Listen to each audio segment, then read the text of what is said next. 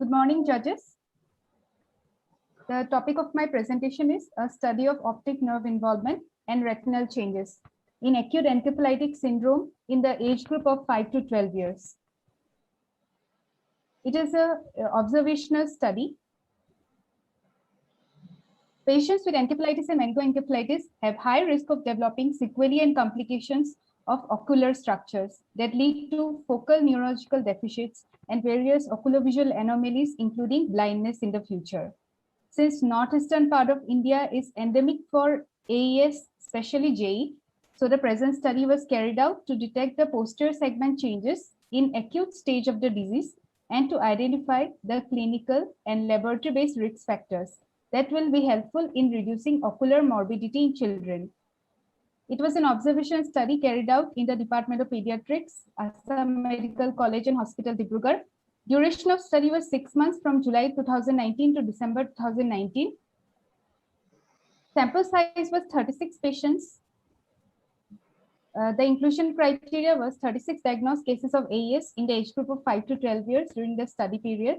And the exclusion criteria was patients with pre-existing ocular disorders and patients whose parents or guardians did not give consent or were not willing to participate in the study.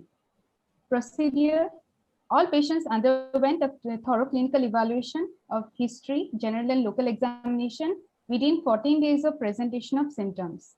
Detailed history was taken regarding the symptoms and ocular history about diminution of vision, double vision, deviation of eyes, limitation of eye movements, drooping of eyelids, face turn, chin elevation, etc. On examination, visual acuity was examined, visual field testing was done, external examination was done, and fundus examination was done by direct and indirect ophthalmoscopy. Investigations carried out were routine tests, serum CRP, and CSF analysis by lumbar puncture in the acute phase. Microbiological analysis of the CSF was done for culture and sensitivity of bacteria and virological test, that is IgM capture ELISA. Ethical approval was taken from Institutional Ethics Committee. Statistical analysis notes such scientific tools were needed. Coming to the results. First, the age distribution. Out of 36 cases, maximum number of cases were in the age group of 5 years, and the minimum number of cases were in the age group of 12 years, as we can see here. Coming to sex distribution, out of 36 patients, 63.8% were male and females were 36.1%. And coming to distribution of papilledema, out of 36 patients, 16 patients had papilledema and 20 patients had no papilledema. Coming to distribution of optic disc hyperemia, out of 36 patients, 19 had optic disc hyperemia and 17 had no hyperemia. Laterality of optic disc hyperemia, it was seen to be more in case of right eye, that is 19.4%, followed by left eye and then both eyes. Retinal hemorrhages were also found in 1%, that constituted 3% out of 36 cases. Coming to the discussion, age distribution. In our study, out of 36 cases, most commonly involved age group was 5 years, which was comparable to the other studies that we found in the literature.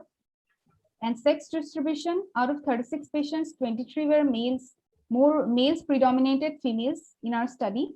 That was relatable with the other studies, as I have mentioned.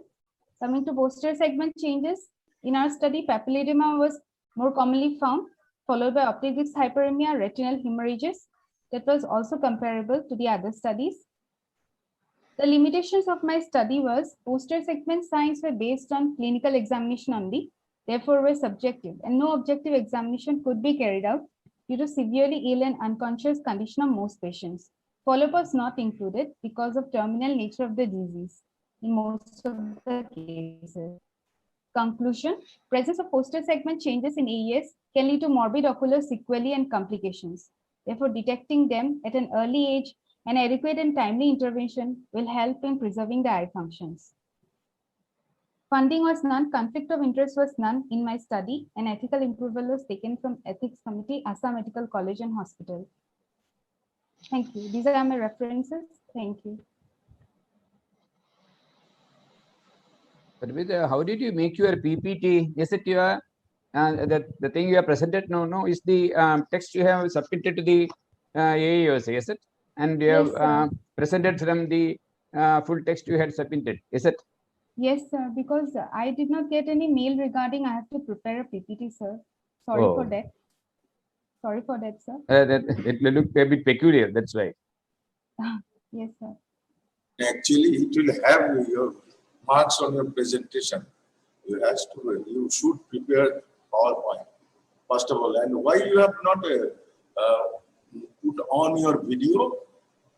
Sir, my webcam is also not working. I'm trying to connect it from since morning, sir. I'm sorry for that also. Okay, thank you. I have a certain connection problem, sir. Was there any hypertrophic pachymeningitis in your cases in MRI? No, sir. Because MRI was not done in most of the cases because most of the children, they were bedridden and they were ill. They were in the ICU most of the cases. So MRI was not done in most of them. Only clinical examination was done and laboratory-based investigation.